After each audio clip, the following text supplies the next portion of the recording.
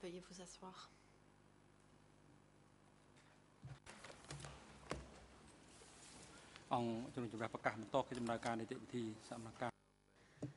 L'audience est ouverte.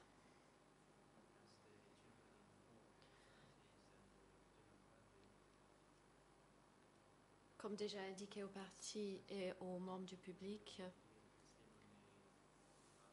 nous allons entendre la déposition de la partie civile TCCP 82. La Chambre a reçu une demande provenant de Ieng Tary, document E21-1, demandant ou par laquelle il renonce à être présent lors de la comparution de plusieurs parties civiles, y compris TCCP 82.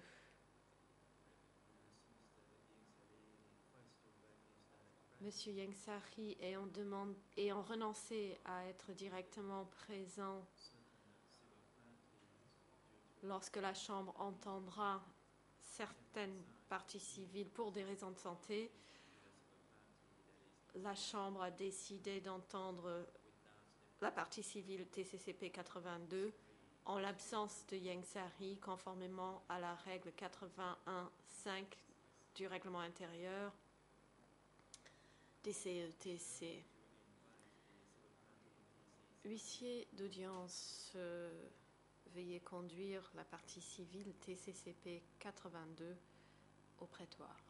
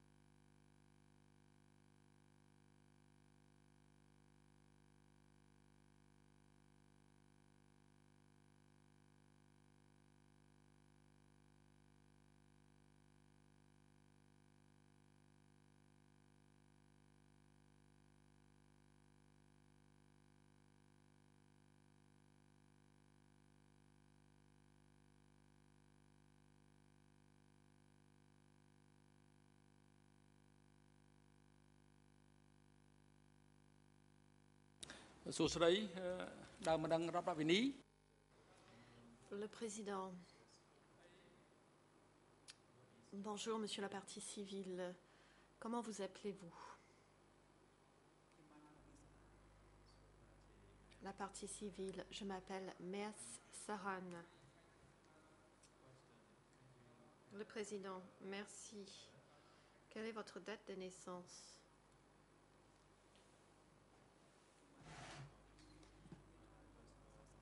Réponse. Je suis né le 12 mai 1949. Le président. Merci. Où êtes-vous né? Réponse. Je suis né dans le village de Bosmorn, commune de Bosmorn, district de Romdoul, dans la province de Svaigring.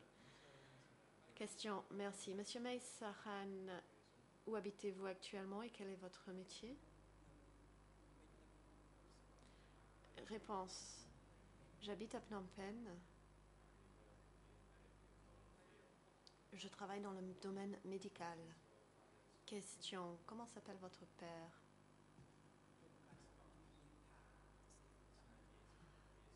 Réponse. Il s'appelait Meas Kao et non pas Kat, tel que mentionné sur le formulaire de renseignement sur la victime.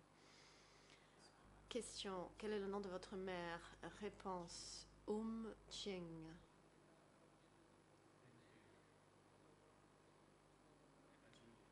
Le président. Merci. Êtes-vous marié? Et le cas échéant, comment s'appelle votre épouse et combien d'enfants avez-vous? Réponse. Je suis mariée. Mon épouse s'appelle Min Gum Lit.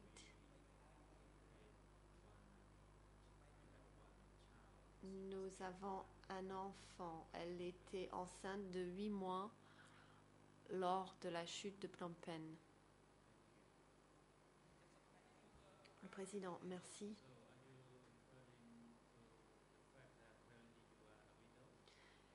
Est-ce que vous êtes donc en train de nous dire que vous êtes veuf? Réponse. J'ai décidé de ne pas me remarier. Le président, merci.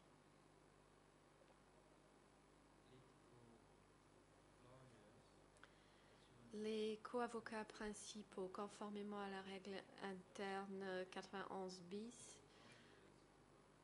vous aurez la parole en premier pour interroger cette partie civile avant les autres parties. Concernant le temps qui est imparti aux co-avocats principaux et à l'accusation, une audience vous serait consacrée. Au maximum pour les deux parties. Monsieur Meas-Saran, en tant que partie civile,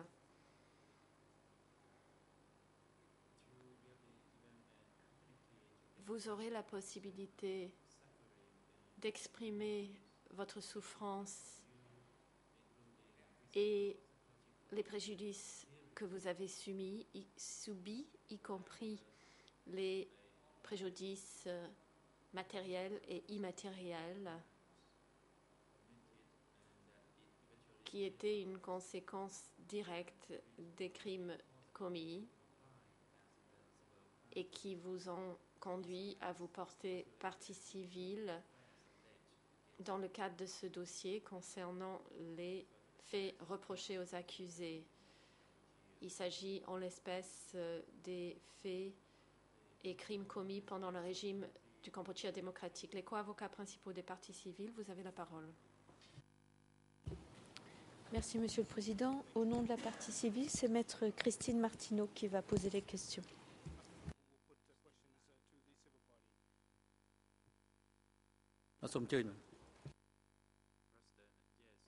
Le Président, oui, allez-y. Merci, Monsieur le Président. Bonjour, Monsieur le Président, tout d'abord. Mesdames les juges, Messieurs les juges et toute l'Assemblée réunie aujourd'hui. Bonjour, Monsieur Meas-Saran. Nous allons commencer par parler, si vous le voulez bien, de votre situation avant le 17 avril 1975. Vous dites dans votre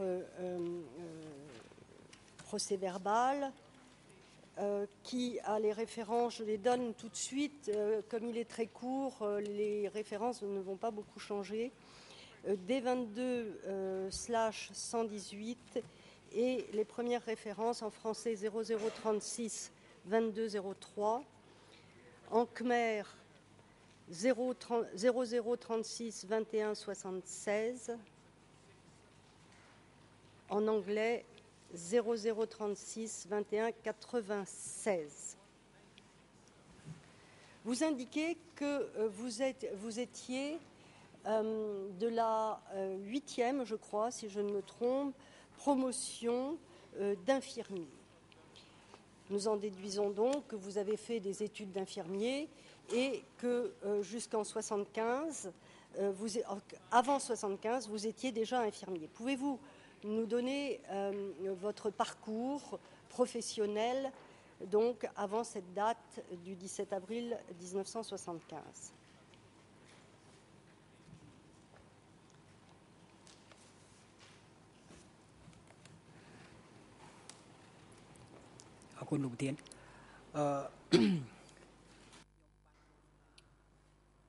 Merci, Monsieur le Président.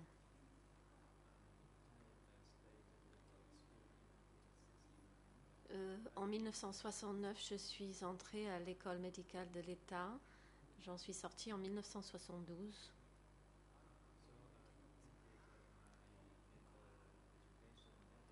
J'ai donc fait des études de médecine à cette époque.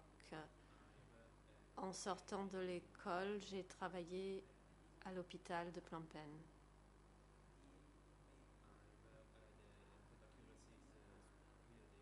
dans le service consacré à la tuberculose. Merci. Vous êtes resté à Phnom Penh jusqu'en 1975 dans cet hôpital. Quel était-il d'abord cet hôpital et est-ce que vous avez été,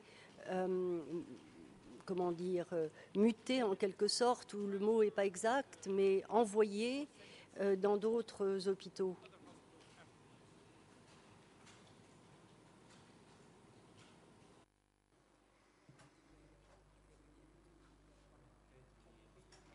L'hôpital pré-Kate Me était le deuxième hôpital d'État de Phnom Penh, deuxième après l'hôpital soviétique. J'ai travaillé à cet hôpital, je n'ai pas été transférée.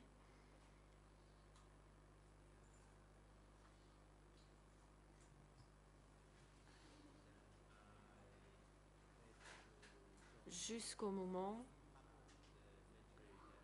où j'ai dû devenir soldat. Ça, c'était en 1973. En fait, je suis restée à l'hôpital pré-Kate Me jusqu'à ce que je devienne soldat. Quand vous dites que vous devenez soldat, vous avez fait partie de l'armée ou c'est en tant que personnel médical? Quelle était votre situation de soldat? Et où avez-vous fait votre, je vais dire, service militaire en quelque sorte?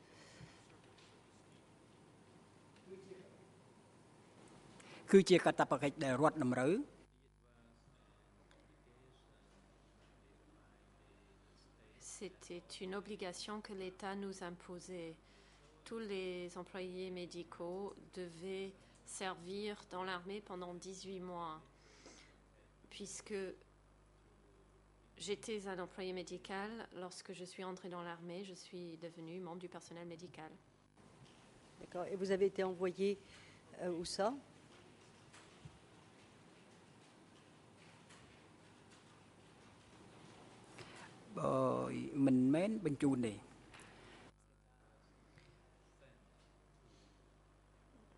Je n'ai été envoyée nulle part. Pendant ces 18 mois de service au sein de l'armée,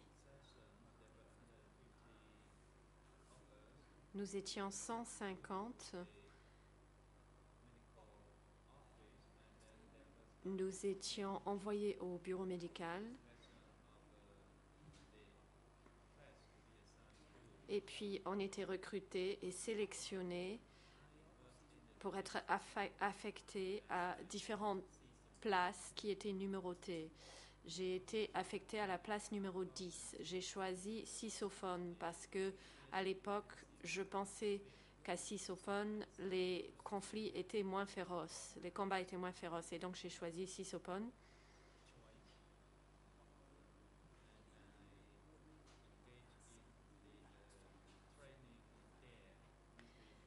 J'ai suivi une formation militaire à cet endroit. Est-ce que vous avez effectué un travail d'infirmier également en tant que soldat ou simplement vous avez été simple soldat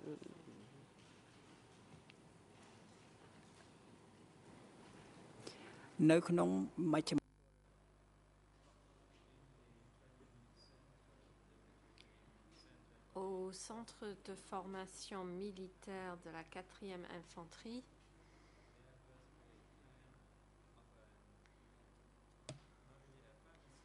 il y avait non pas une pharmacie, mais un endroit où je pouvais soigner des gens. Des soldats nouvellement recrutés y étaient envoyés. Quand est-ce que vous êtes revenu? Quand votre service militaire a-t-il fini? Quand est-ce que vous êtes rentré à Phnom Penh et comment?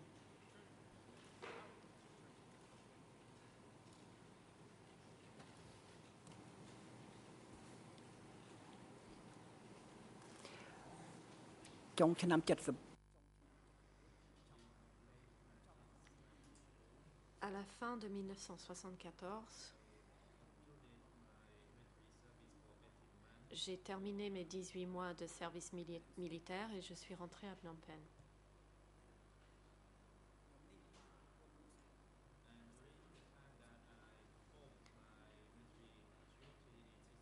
Pendant mon service militaire à Sisopon, j'ai rencontré ma femme, nous nous sommes mariés et je suis rentrée à Phnom Penh fin 1974 par avion. Avec elle?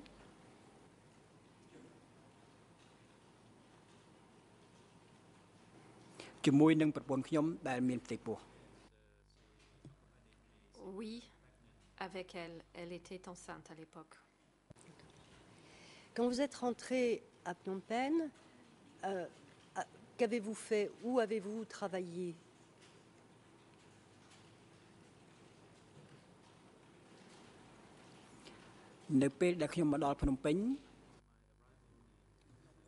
En arrivant à Phnom Penh,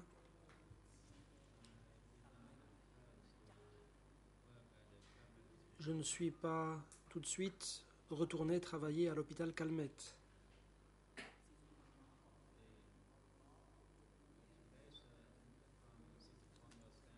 D'après les règles de Sisopon, nous devions nous réunir tous ensemble à un endroit, à Borei Keila. C'était un endroit qui ressemblait à un hôpital parce qu'il y avait 5 salles d'opération et j'y travaillais. Monsieur Meaz Saran, j'ai oublié, ou vous ne l'avez peut-être pas oublié de vous demander, ou vous ne l'avez pas dit, vous étiez fonctionnaire? Vous dépendiez de l'État? Vous étiez muté par l'administration? Affecté plutôt par l'administration?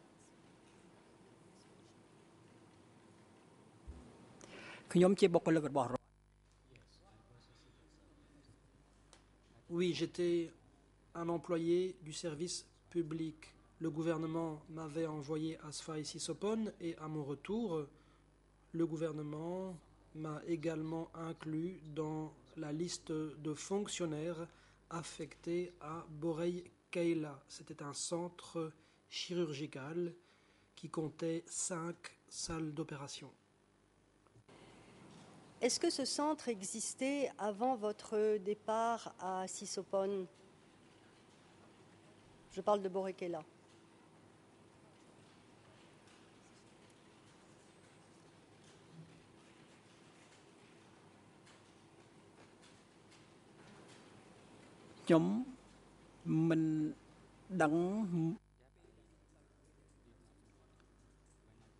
Je n'en savais rien. Quand je suis allé à Sisopon, je pense que l'endroit n'existait pas encore. Mais à mon retour de Sisopon, 18 mois plus tard, cet endroit était nouveau. Probablement qu'il venait d'être mis en place. Est-ce que vous pouvez nous donner quelques explications sur cet hôpital qui a été créé, pensez-vous, plutôt en 1974 pour quelles raisons et comment fonctionnait-il par rapport aux services médicaux de la ville?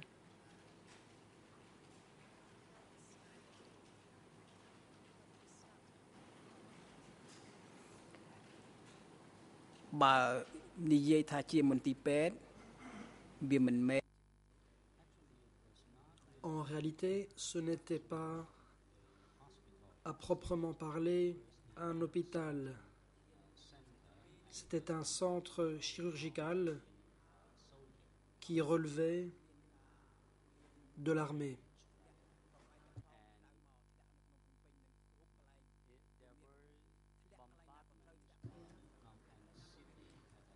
À l'époque, Phnom Penh a été bombardée. Des bombes tombaient partout. Il y avait des blessés, des tués.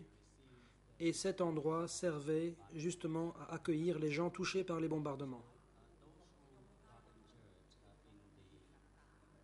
Ceux qui étaient blessés par suite des bombardements étaient envoyés à Boré Kaila.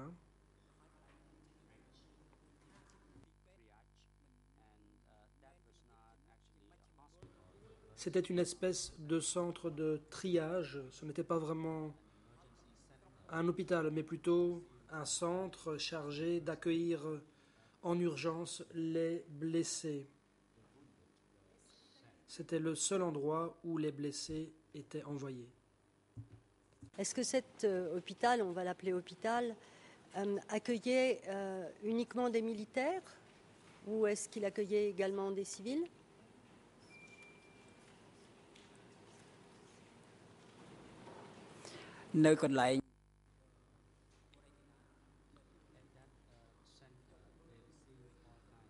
À cet endroit, on accueillait toutes sortes de blessés. Je ne pouvais pas voir si les victimes étaient des soldats ou des civils. Je ne pouvais pas les distinguer.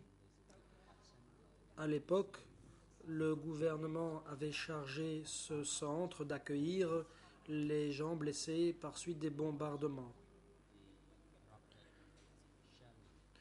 Et les victimes des tirs d'obus. Donc, les victimes y étaient accueillies, quel que soit leur statut. Il pouvait y avoir des militaires et des civils. Comment fonctionnait l'hôpital? Est-ce qu'il y avait vous avez parlé de 5 blocs opératoires. Y avait-il de nombreux médecins, chirurgiens, personnel infirmier et personnel médicaux dans ces lieux? Qui dirigeait l'ensemble de cet hôpital?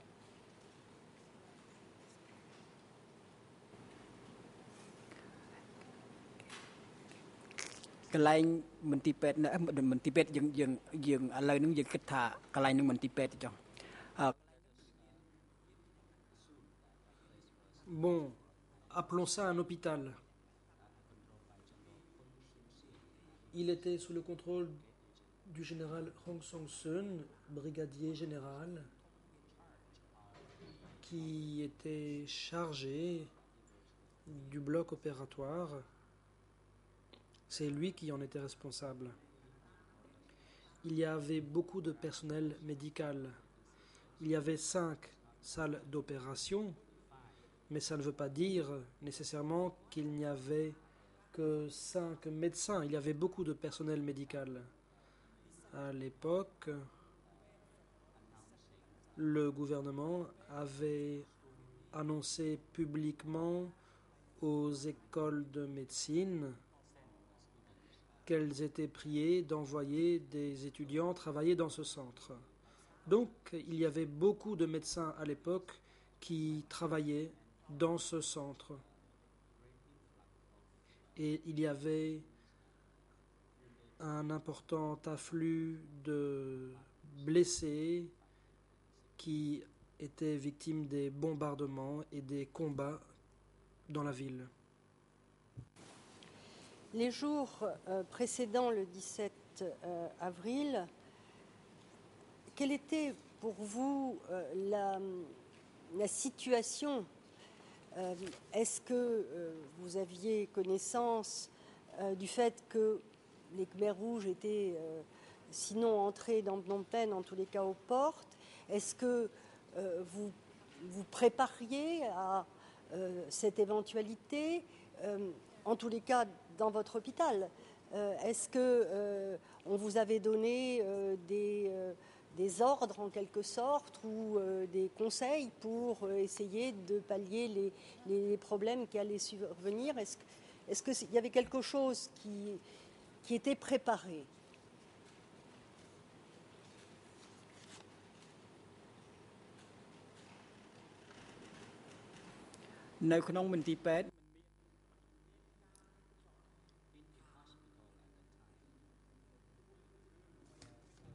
À ce moment-là, à l'hôpital, aucune disposition particulière n'a été prise après la chute de Phnom Penh. Mais quelques jours après la chute de Phnom Penh, la situation d'ensemble à Phnom Penh était indescriptible. Les gens étaient terrorisés.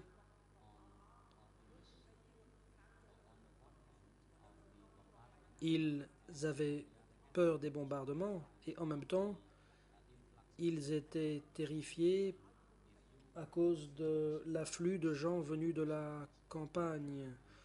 La panique et le chaos régnaient. C'était visible. Les gens étaient terrorisés. Ils avaient peur d'être bombardés.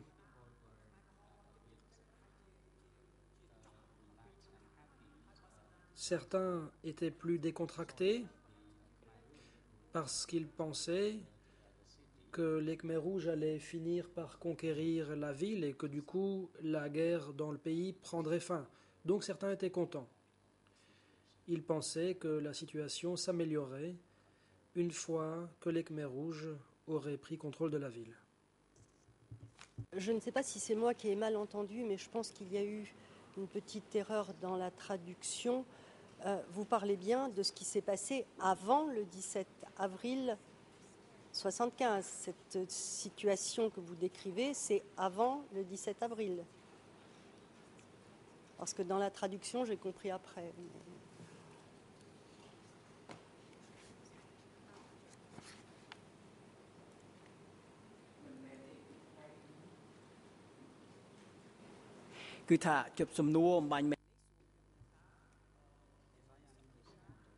Si j'ai bien compris votre question, vous m'avez interrogé sur la situation avant le 17 avril 1975. Et j'ai dit qu'avant le 17 avril 1975, les habitants de Phnom Penh, dont moi-même qui ai survécu, eh bien,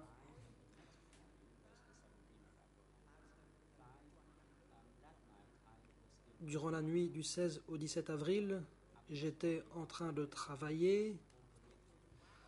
Je me trouvais à l'étage. Je pouvais voir le pont de Chro Changwar. Je voyais qu'il y avait un incendie. Il y avait des bâtiments qui avaient pris feu à cause des bombardements. Et tout de suite, je me suis dit que la situation allait s'améliorer parce que les Khmers rouges allaient gagner la guerre. Mais par ailleurs, j'observais la situation dans la ville en général et je voyais que les gens vivaient dans un état de peur permanente à cause des bombardements et des tirs d'obus qui touchaient la ville. J'espérais, et je pense qu'à l'époque les autres partageaient aussi cet espoir, j'espérais que la guerre prendrait fin et que tout cela se terminerait. Vous nous parlez de la nuit qui a précédé donc du 16 au 17. Si j'ai bien compris, vous travailliez cette nuit-là à l'hôpital et vous étiez donc le matin du 17 sur place.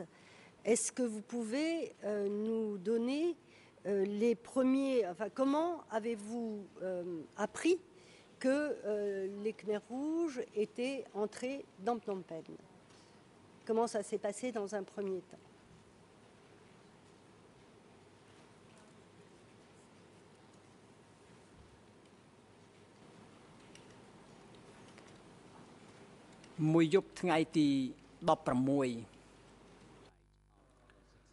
Pendant toute la nuit du 16 avril 1975, mes collègues et moi-même au centre de Borei Kaila avons accueilli beaucoup de victimes, beaucoup de blessés. Les victimes ne cessaient d'arriver. Il y avait des ambulances qui faisaient la navette.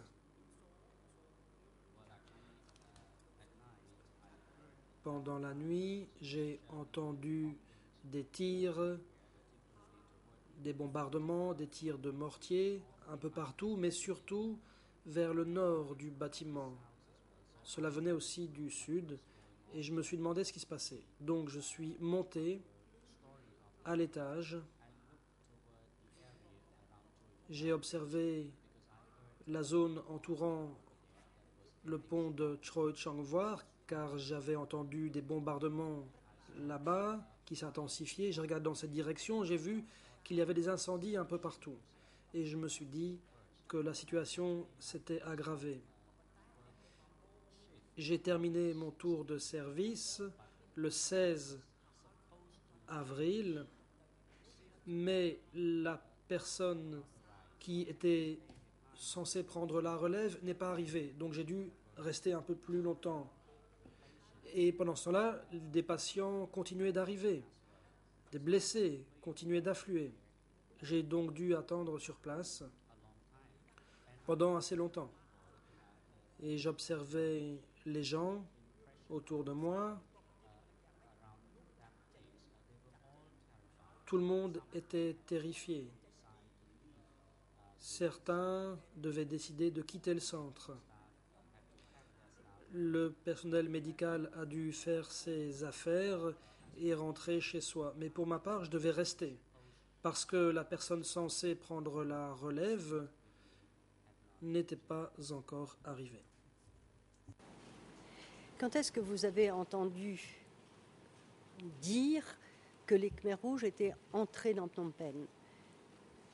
Est-ce qu'il y a eu, à un moment donné, soit vous avez vu des Khmers rouges passer, soit vous avez entendu dire qu'ils étaient entrés? Comment ça s'est passé?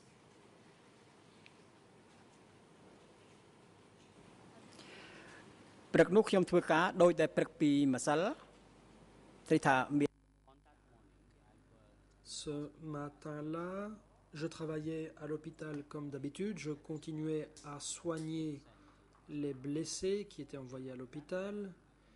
Ce matin-là, j'ai continué d'entendre le bruit des tirs. En regardant vers le stade olympique, j'entendais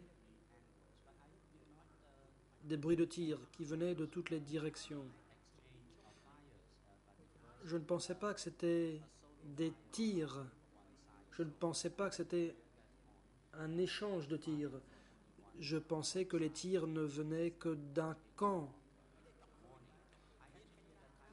C'était vers 8 heures du matin. Je me demandais ce qui se passait, mais j'avais beaucoup à faire à l'hôpital. En même temps, je voulais savoir ce qui se passait. J'étais curieux de savoir de quoi les gens parlaient à l'extérieur de l'hôpital.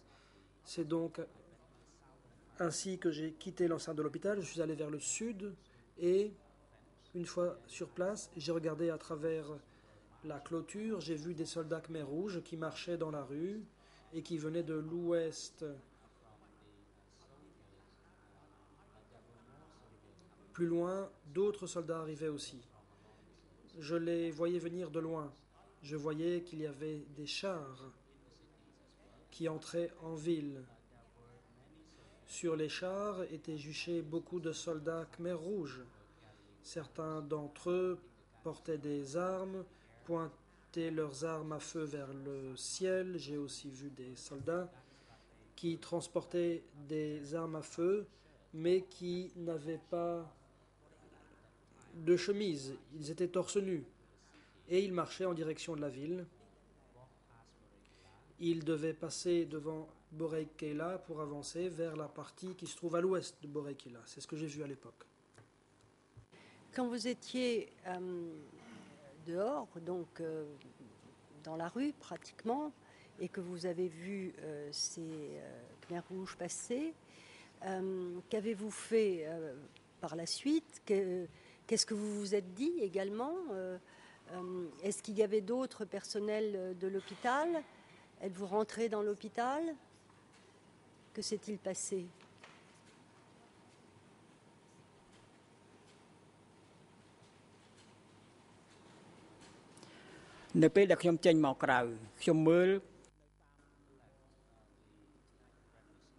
En quittant l'enceinte du centre, en fait, ce n'était pas très loin du centre, j'ai regardé à travers la clôture, j'ai continué à marcher un peu plus loin, et de loin, j'ai aperçu des soldats qui marchaient. J'ai vu un soldat khmer rouge qui est entré dans l'enceinte de Boré-Kéla. Il portait des vêtements noirs et des sandales noires. Il a porté aussi une casquette Mao. Il portait une arme à feu. Il est entré dans l'enceinte de Boré-Kéla une fois à l'intérieur. Et ici, il faut savoir qu'à Boré-Kéla, si l'on entrait par la porte sud, on voyait à sa droite un bâtiment. À côté, il y avait un étang. Le soldat khmer rouge est donc entré dans l'enceinte. En arrivant à hauteur du bâtiment, il faut savoir que derrière ce bâtiment, comme je l'ai dit, il y avait un étang. Et donc, ce soldat khmer rouge a jeté une grenade dans l'étang. La grenade a explosé. Puis il est allé au poste des sentinelles qui se trouve à l'entrée de Boré-Kéla, en face. À l'intérieur de ce poste de garde, il y avait 5, 6 ou 7 personnes qui vivaient là en famille. Le soldat khmer rouge est entré dans ce poste de garde. Moi, je voulais l'interroger. Je me demandais ce que faisait ce soldat khmer rouge. Je n'avais jamais rencontré de soldat khmer rouge. J'avais traité des soldats khmer rouges quand ils étaient blessés et envoyés après à Tekmilia. Là-bas, j'avais été infirmier, je les avais soignés. Mais à ce moment-là, j'ai voulu parler à ce soldat khmer rouge. Malheureusement, je n'ai pas eu l'occasion de le faire parce qu'il est directement entré dans le bâtiment. Il y est resté un certain temps, une demi-heure environ. Je ne l'ai pas rencontré. Je suis resté debout en attendant de le voir. Mais il est resté une demi-heure environ dans ce bâtiment, puis il est parti. Il est sorti, il a quitté l'hôpital de Boré-Kéla.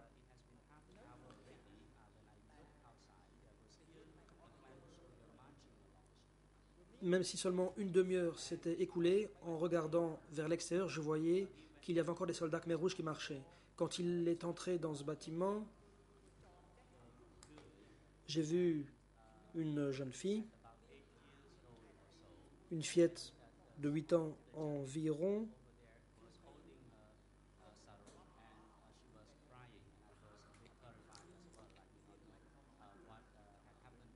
Elle tenait son sarong et elle pleurait. Je ne savais pas ce qui lui était arrivé. Je suis rentré à l'hôpital. Vous êtes rentré dans l'hôpital, vous êtes retourné à votre bloc. Il y avait donc encore du personnel soignant. Qu'avez-vous fait à ce moment-là? Vous avez continué, puisque dans votre déposition, c'est les mêmes références que tout à l'heure. Vous dites « j'étais en train d'opérer ». C'est la traduction française qui n'est peut-être pas parfaite. Cela veut dire que vous êtes retourné travailler et que vous avez peut-être aidé à opérer des gens encore avant de quitter l'hôpital?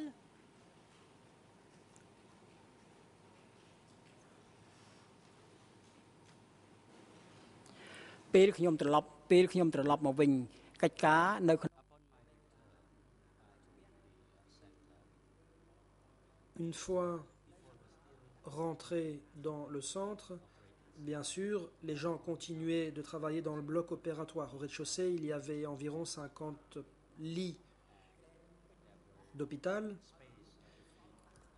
Il y avait un espace entre chacun de ces lits. J'ai aussi vu des blessés qui gisaient dans le couloir ainsi que devant le bâtiment. Nous ne pouvions pas les soigner tous. Au centre de Boré-Kéla, il faut savoir que le 17 avril 1975, D'après ce que j'ai vu, en général, ce jour-là donc,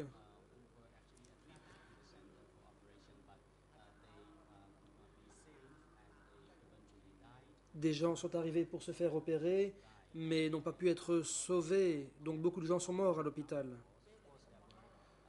Au rez-de-chaussée, il y avait les patients qui venaient d'arriver, et donc en rentrant, j'ai aperçu une fillette. Son ventre était ouvert.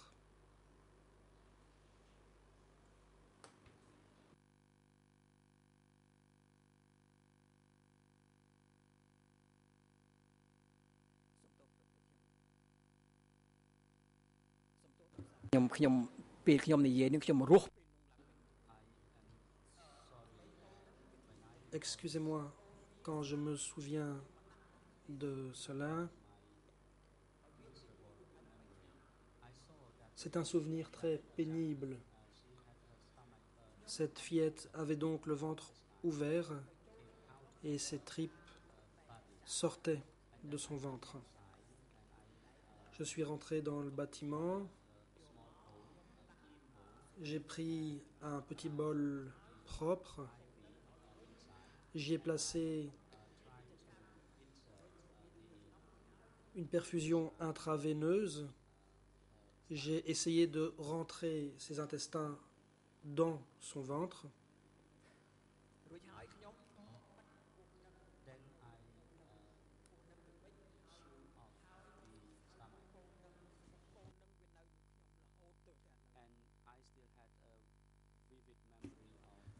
J'ai gardé à l'esprit très clairement cette scène très pénible.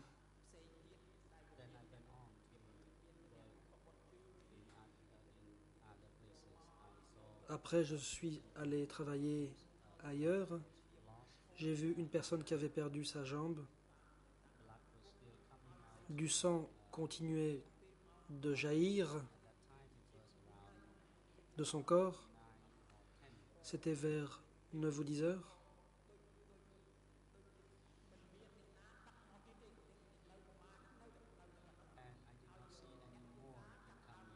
Je n'ai pas vu d'autres blessés arriver. Les blessés sont donc restés à l'hôpital, mais en même temps, du personnel médical devait quitter. Le personnel avait peur en entendant le bruit des bombardements et des tirs. Les médecins ont donc commencé à partir, mais les patients impuissants restaient sur place.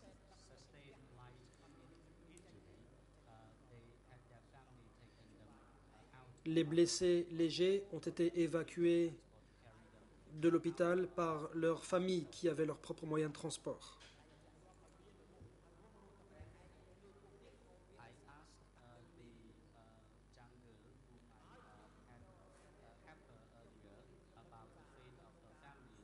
J'ai demandé à la fillette où étaient ses parents. Elle a dit que ses parents étaient morts, que son frère gisait à côté d'elle. À ce moment-là, ça a été extrêmement difficile de quitter l'hôpital. Il y avait un très grand nombre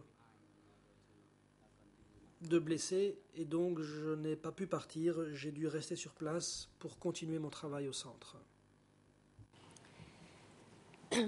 Vous avez donc continué votre travail. Vous n'étiez pas le seul, même si un certain nombre de personnel médical était parti. Comment et quand avez-vous entendu qu'il fallait quitter absolument l'hôpital ou quitter la ville?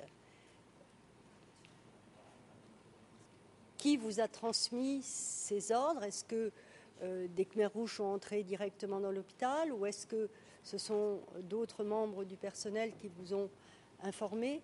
Comment ça s'est passé?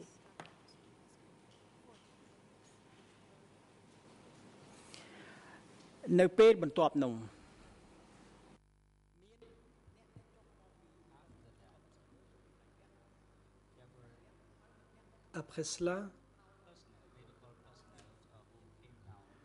des membres du personnel soignant sont arrivés du bloc opératoire. Il y avait des gens qui avaient quitté l'aile sud du centre. Je ne sais plus très bien qui était qui à l'époque, mais il y avait là quelqu'un qui a dit que des soldats les contraignaient à quitter rapidement l'hôpital. Cette personne a crié que nous devions quitter immédiatement l'hôpital car les Américains étaient sur le point de bombarder le secteur. Voilà ce que j'ai entendu à l'époque à Borei Keila, c'était vers 10 heures.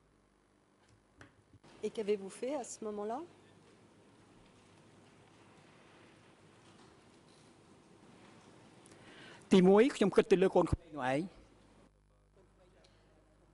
D'abord, j'ai pensé à la jeune fille.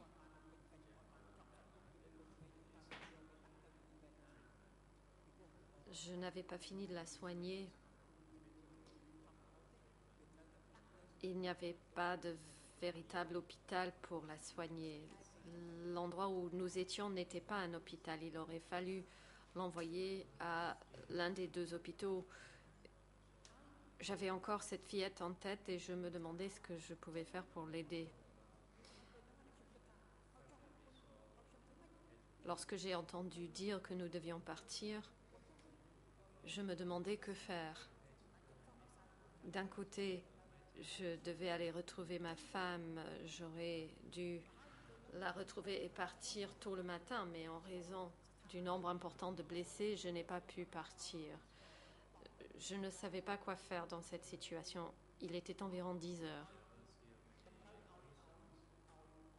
Il y avait encore de nombreux patients. Tous devaient partir. Mais dans un coin de mon esprit, je me disais que si nous devions partir à l'arrivée des Khmers rouges,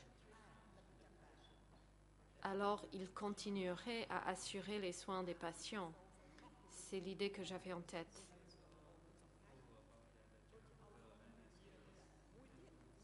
J'avais encore de la pitié pour cette jeune fille. Je vois encore son visage aujourd'hui. Mais en même temps, je devais retrouver ma femme qui était enceinte de 8 mois. Et je devais la retrouver par tous les moyens.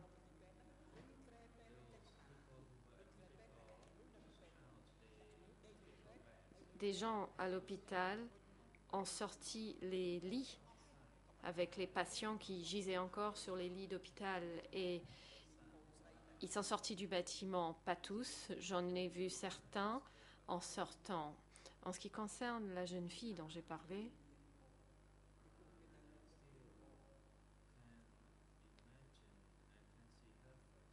je la revois encore.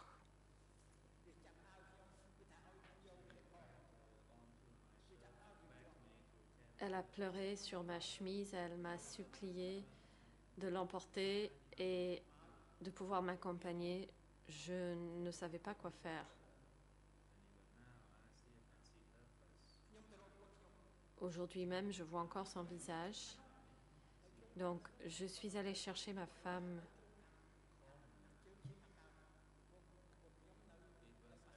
Qui était dans un autre coin, au nord-est de l'hôpital, à la bibliothèque Pasteur. Je me suis rendue vers cet endroit, j'ai entendu des coups de feu, j'ai vu des gens s'enfuir depuis cet endroit et on m'a dit de ne pas y aller, que je risquais de me faire tirer dessus. Donc, nous nous sommes dirigés, les gens se dirigeaient vers la route nationale numéro 1. J'hésitais car je voulais toujours aller retrouver ma femme à la rue Pasteur. J'ai couru en compagnie d'autres personnes en direction de la rue au sud de Borei Keila vers la route nationale numéro 1. Mais ma maison se trouvait à l'est de la pagode Muhammad Trey et je voulais passer devant la maison et prendre un vêtement de ma femme. Donc j'ai pris un vêtement. Monsieur Meassaran, si je comprends bien, si on vous comprend bien, parce que peut-être que pour l'ensemble des personnes ici présentes, on n'aura pas très bien saisi pourquoi votre épouse se trouvait rue 51 alors que votre appartement, votre maison était dans un autre quartier dans le sud, je crois, de Phnom Penh. Est-ce que vous pouvez expliquer pourquoi votre épouse se trouvait dans le nord donc, de Phnom Penh cette nuit-là et donc le matin du 17 avril?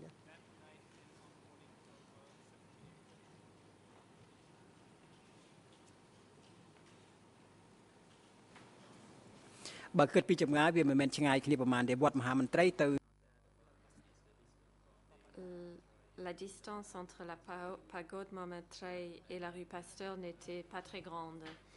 Cette nuit-là, j'étais de garde et ma femme vivait dans un appartement loué à l'est de la pagode Montmartre. Lorsque j'étais de garde la nuit, je ne tenais pas à ce qu'elle reste seule car elle était enceinte. Donc je l'ai accompagnée chez des membres de ma famille à la rue Pasteur.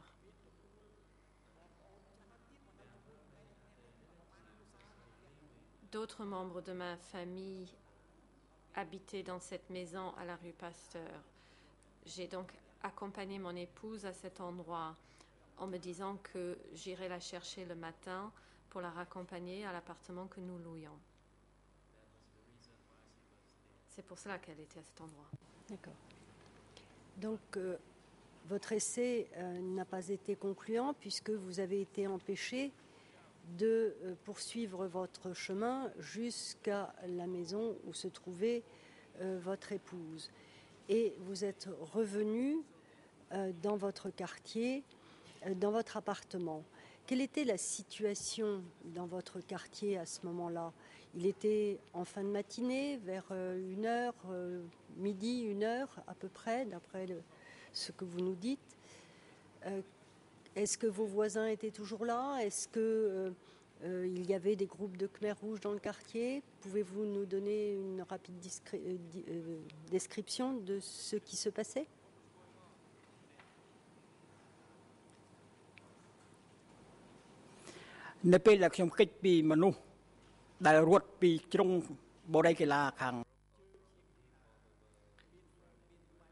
En me détachant des gens qui s'enfuyaient de Borekela au moment de l'échange de tirs,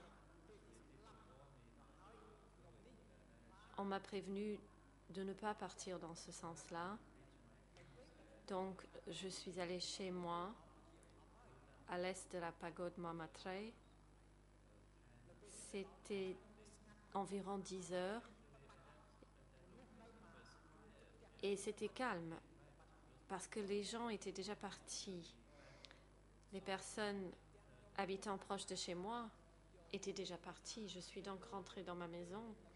Je ne savais pas quoi emporter. Parce que le long de la route, avant d'arriver chez moi, j'ai vu des gens qui avançaient à pied le long de la route. C'était assez chaotique et ils m'ont dit que nous devions tous partir pour 3 jours. Et partir rapidement, sinon les Américains allaient nous bombarder. En entendant cela, je craignais les bombardements. Je suis rentrée chez moi et je n'ai pris qu'une seule chose, le chemisier de ma femme. Et je l'ai conservé sur moi jusqu'à ce que j'arrive dans le village natal de mon épouse. J'ai donc pris la route aux côtés de la foule. Nous sommes arrivés jusqu'au boulevard Monivong.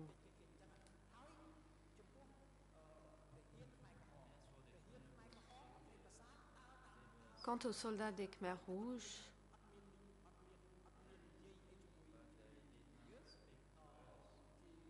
ils étaient éparpillés, mais ils ne nous parlaient pas.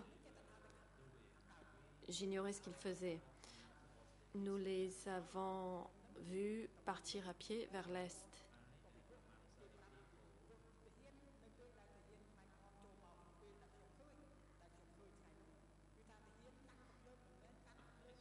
Avec d'autres personnes,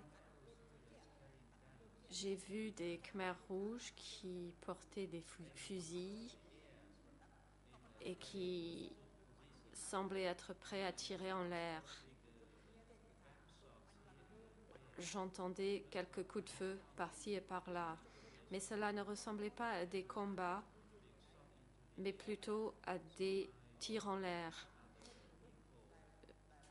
Je cheminais donc parmi d'autres personnes et en arrivant au boulevard Monivong, il y avait une telle foule, le boulevard était encombré. Monsieur Meas Saran, vous êtes donc parti de chez vous, les voisins avaient quitté le quartier, vous vous retrouvez sur Monivong, vous voyez des Khmers rouges, vous dites qu'ils ne sont pas directement menaçants.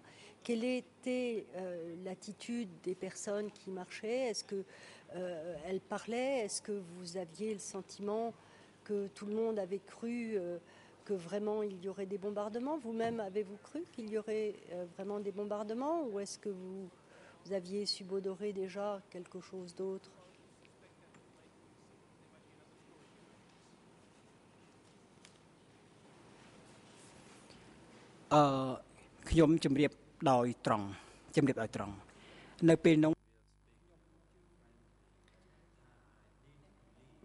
Pour parler franchement, à cette époque, je croyais ce qu'on me disait, que c'était la vérité. Je croyais aux bombardements et je les craignais.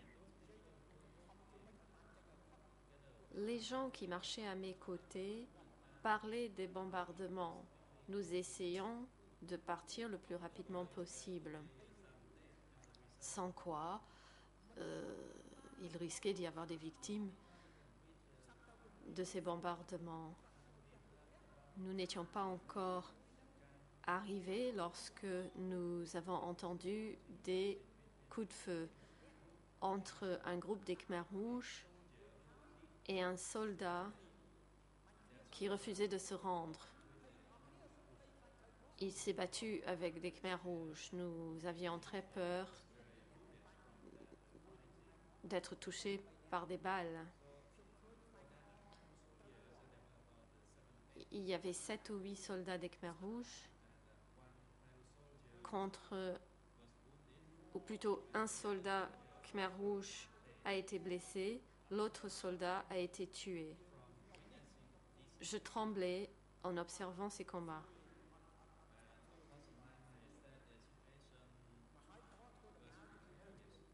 Je trouvais que la situation était précaire, ou était dangereuse, et que je devais partir. Il y avait une telle foule et il faisait très chaud. On ne pouvait pas avancer très vite. Il était 14 ou 15 heures.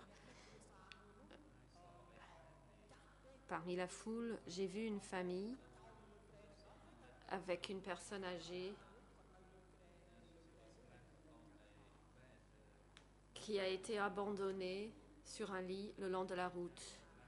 La famille l'a laissée là et est partie. Nous avons marché jusqu'au pont Monivong presque. Vous avez, pendant ce trajet qui a duré plusieurs heures, est-ce que on vous a, il y avait, comment dire, une organisation de la part des Khmers rouges pour aider les personnes, les habitants de Phnom Penh à quitter la ville? Est-ce que on vous a proposer, je ne sais pas, de l'eau, à manger même, ou vous aider justement cette personne âgée qui est restée sur un lit? Personne n'a, du côté Khmer Rouge, fait quelque chose pour l'aider à quitter la ville? Vous pouvez nous donner ce que vous avez, vos impressions sur ces problèmes?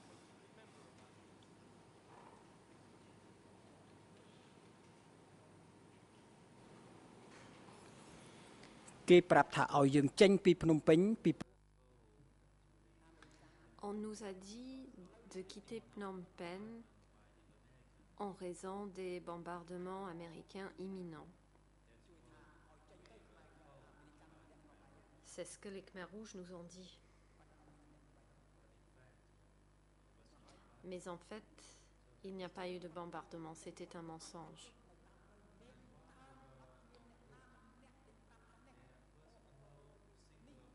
En route, il n'y avait personne pour nous aider ou nous donner de l'eau ou de la nourriture.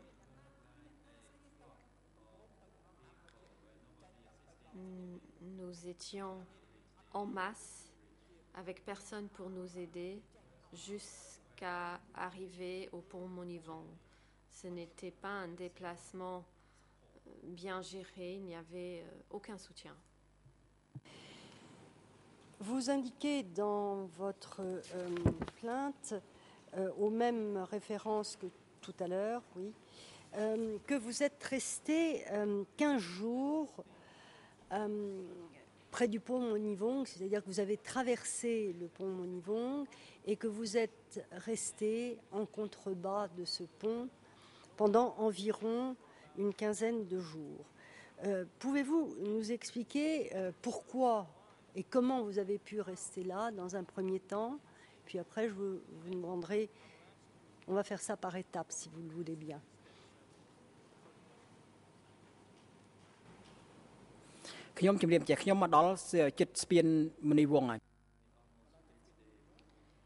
Lorsque j'étais presque arrivée au pont Monivong,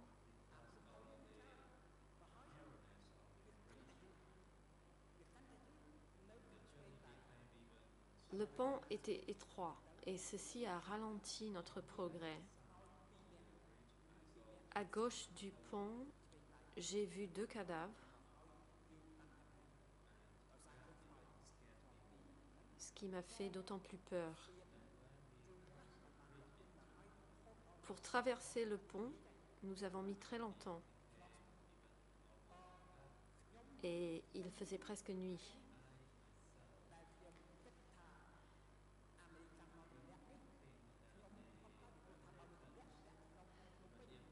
Je me disais que si les Américains devaient nous bombarder, cela ne nous toucherait pas puisque nous avions pratiquement traversé le pont.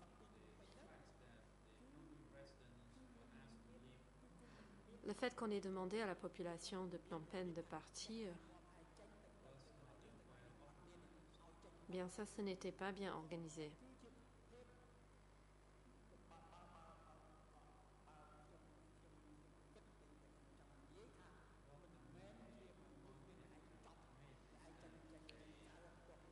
Ce que j'entends par là, c'est qu'ils ne s'inquiétaient pas pour nous du tout. Ils nous ont demandé de partir de Phnom Penh pour en faire autre chose de la ville une fois que nous serions partis. Je suis restée donc de l'autre côté du pont. Il y avait beaucoup de gens avec moi. Dans un coin de mon esprit, je me disais que j'allais pouvoir rentrer dans 3 jours. J'avais encore de l'espoir de retourner à Phnom Penh dans 3 jours. Parce que on nous a tous dit de ne pas emporter beaucoup d'affaires puisque nous ne partions que pour 3 jours. J'étais donc de l'autre côté du pont, donc côté est, avec beaucoup d'autres personnes. De ce côté-là,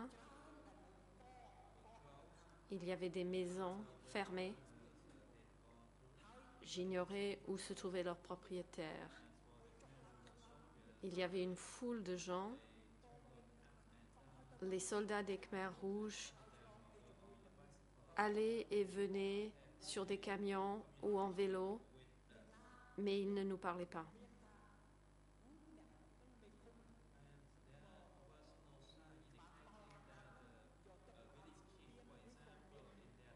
Il n'y avait rien qui indiquait, par exemple, qu'un chef de village allait nous aider en nous apportant de l'eau ou de la nourriture. Il n'y avait aucune aide. Pendant combien de temps des personnes ont vais dire défiler avec des guillemets, mais ont passé le pont Monivong, c'est-à-dire pendant combien de temps la population de Phnom Penh est sortie de la ville, chassée de la ville, et a passé le pont Monivong. Est-ce qu'il y avait un flot continu pendant quelques jours? Comment vous pouviez voir ce qui se passait sur le pont, de là où vous étiez?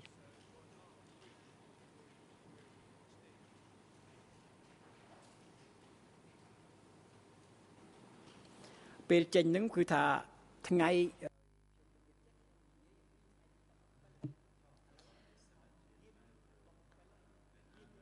J'ai parlé du 17 avril. Je vais parler maintenant de la fin de l'après-midi du 17 avril, alors que j'avais déjà traversé le pont.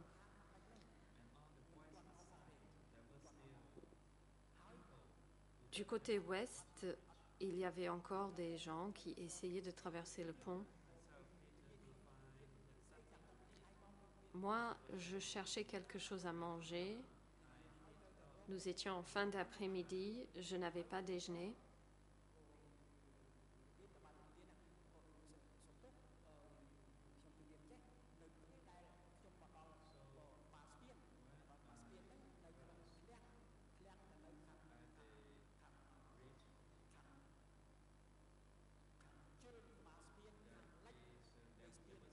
Lorsque j'étais au niveau du pont, il y avait un entrepôt au nord, côté ouest, un entrepôt de sucre. Et d'autres personnes ont pénétré dans cet entrepôt pour chercher du sucre. J'ai fait la même chose. J'ai volé du sucre. Il y avait beaucoup de sucre, tout le monde a pu en prendre. J'ai emporté le sucre et puis j'ai traversé le pont.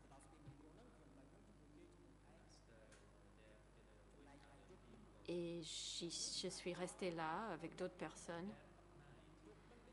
Cette nuit-là,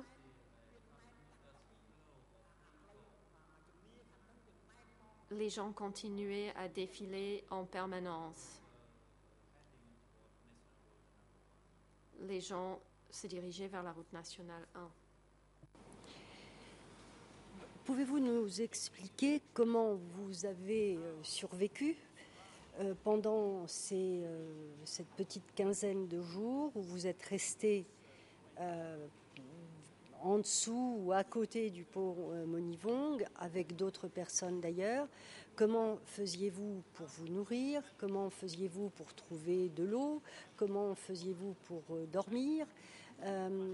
Quelle était la situation pendant ces 15 jours?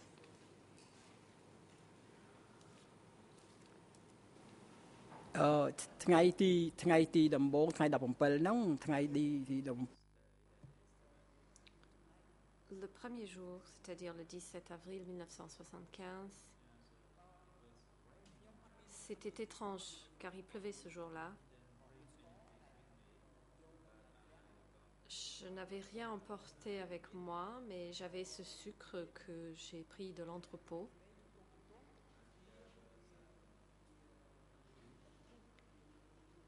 Il y avait des jeunes qui pourchassaient un cochon qu'ils ont attrapé.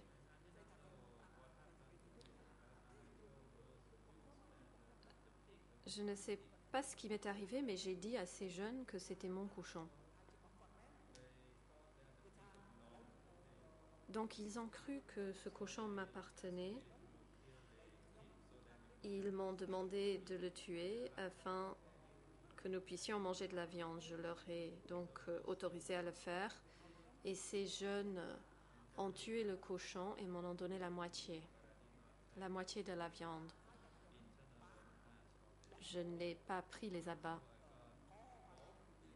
J'avais donc du porc. J'en ai échangé une partie contre du riz. C'est comme ça que j'ai pu manger ce soir-là. Mais pendant 15 jours, Monsieur Messaran, il fallait trouver de la nourriture et quelque chose à boire. Comment faisiez-vous? Comment étiez-vous organisé avec les gens qui étaient sous le pont? Est-ce qu'on vous a aidé? Est-ce que des Khmers rouges sont venus vous apporter des bidons d'eau pour que vous puissiez boire?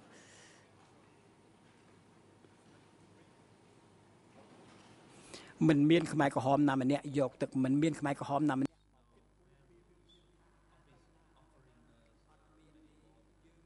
Il n'y avait pas de Khmer rouge qui nous proposait de l'eau. Il n'y en avait pas. Pour trouver de l'eau, je suis allée dans la rivière pour chercher de l'eau. J'ai pénétré dans une maison pour prendre une casserole pour cuire le porc. Je me disais qu'il fallait essayer de survivre pendant 3 jours et qu'ensuite je rentrerai chez moi à Phnom Penh. Mais au bout de ces 3 jours, on ne nous a pas annoncé la possibilité de rentrer dans Phnom Penh et je commençais à avoir des soupçons. Je n'entendais pas de bombardement de la ville. Je me disais que peut-être il fallait attendre encore quelques jours avant d'être autorisé à rentrer à Phnom Penh. Et je me disais que si je ne pouvais pas rentrer, où devais-je aller? Est-ce que je devais aller chercher ma famille, mes parents ou chercher mon épouse? Personne des Khmers rouges n'est venu nous dire où il fallait aller ou où aller pour chercher de l'eau. Les Khmers rouges ne nous ont proposé aucune aide. Après les 3 ou 4 jours où vous espériez encore pouvoir rentrer chez vous, dans Phnom Penh, est-ce qu'il y a eu des annonces? Est-ce que vous avez entendu des annonces faites par les Khmers rouges?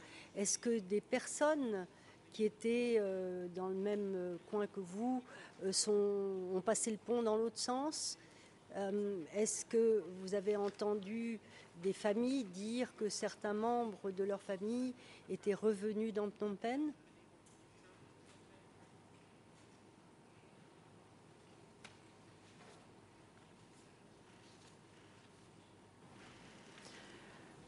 យើងឆ្លងផុត3ថ្ងៃរួចហើយ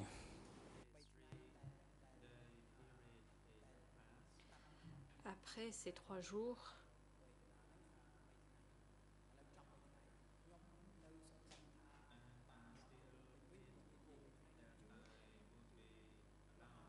j'espérais encore pouvoir rentrer à Phnom Penh. Le 4e et le 5e jour,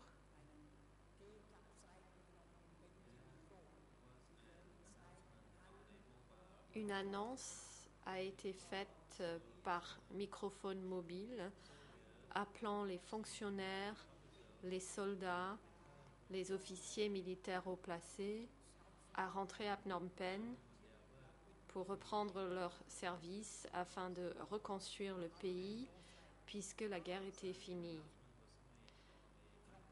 Cette annonce a été faite par haut-parleur. Il y avait des groupes de personnes qui en parlaient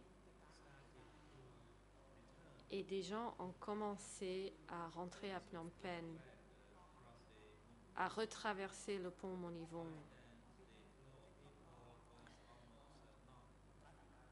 À ce moment-là, il n'y avait presque plus de personnes qui partaient vers l'est depuis l'ouest. Certaines familles ont donc décidé de rentrer à Phnom Penh suite à l'annonce sur les haut-parleurs. Vous étiez fonctionnaire, vous n'avez pas répondu à l'appel?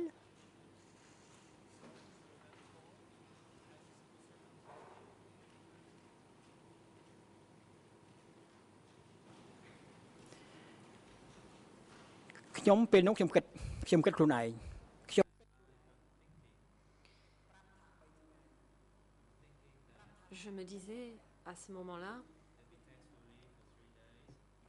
que nous avions été contraints de partir pendant 3 jours à cause des bombardements imminents qui finalement n'ont pas eu lieu.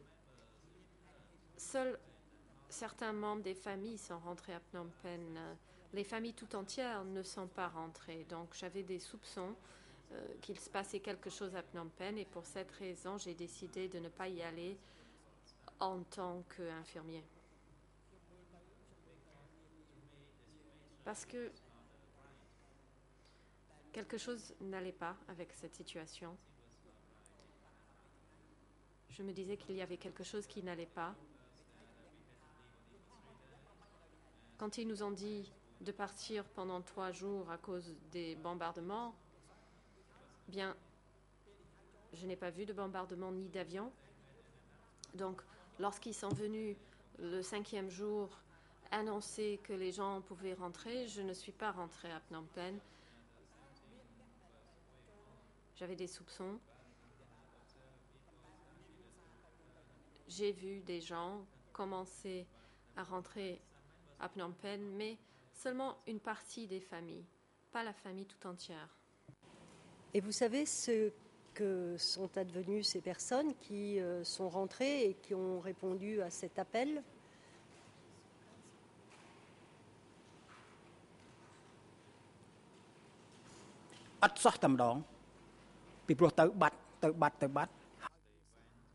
Non. Ils y sont allés, puis je ne les ai plus vus. Les membres de leur famille restés derrière continuaient de les attendre et je ne savais pas ce qui leur était arrivé. Je n'ai vu personne revenir et expliquer à sa famille ce qui s'était passé. Non, les gens qui sont partis ne sont pas revenus. Et d'après vous, pourquoi ne sont-ils pas revenus? Ils ont servi le nouveau régime?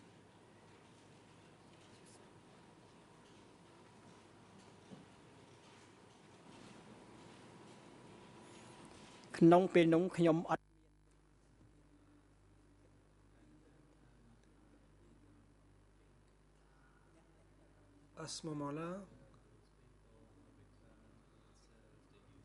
je ne savais pas si ceux qui rentraient allaient servir le nouveau régime.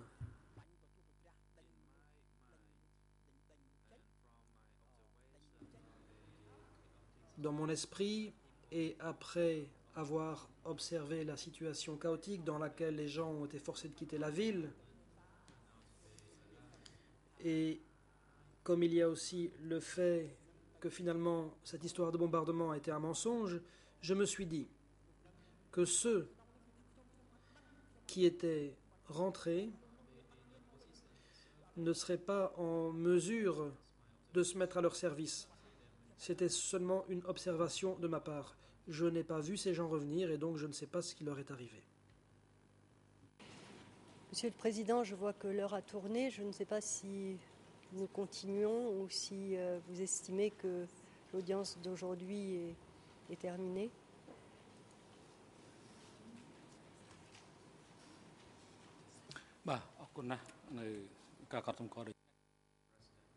Le Président, merci Maître pour cette observation.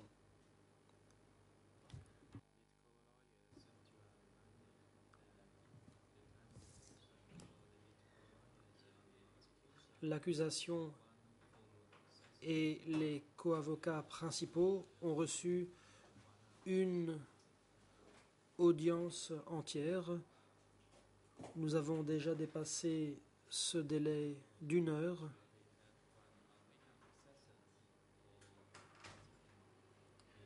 Ou plutôt, 1 heure de ce délai a déjà été entamée, et donc il vous reste 1 heure pour l'interrogatoire de cette partie civile. Essayez d'interroger la partie civile avec efficacité, en mettant l'accent sur les faits dont est saisie la Chambre.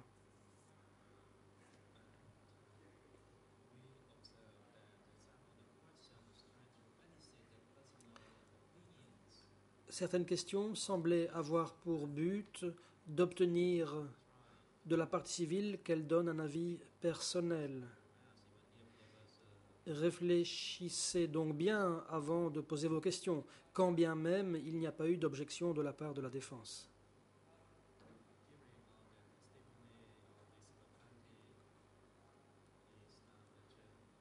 Nous allons donc suspendre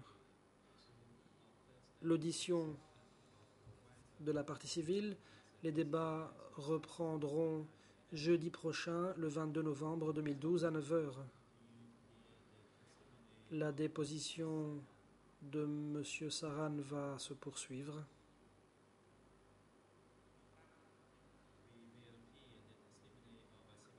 Après quoi, nous entendrons la partie civile TCCP 105, qui sera d'abord interrogée par les co-avocats principaux pour les parties civiles. Monsieur Saran, votre déposition n'est pas terminée. Vous êtes invité à vous présenter à nouveau jeudi prochain à 9 h. Huissier d'audience, en collaboration avec l'unité d'appui, veuillez prendre les dispositions nécessaires pour que la partie civile puisse rentrer chez elle et veuillez ramener la partie civile dans le prétoire le jeudi 22 novembre 2012 à 9 h du matin. Agent de sécurité, veuillez emmener les deux accusés Nwancha et Kyo Sampan au centre de détention des CETC et les ramener dans le prétoire le jeudi 22 novembre 2012, soit la semaine prochaine, pour 9 h du matin. L'audience est levée.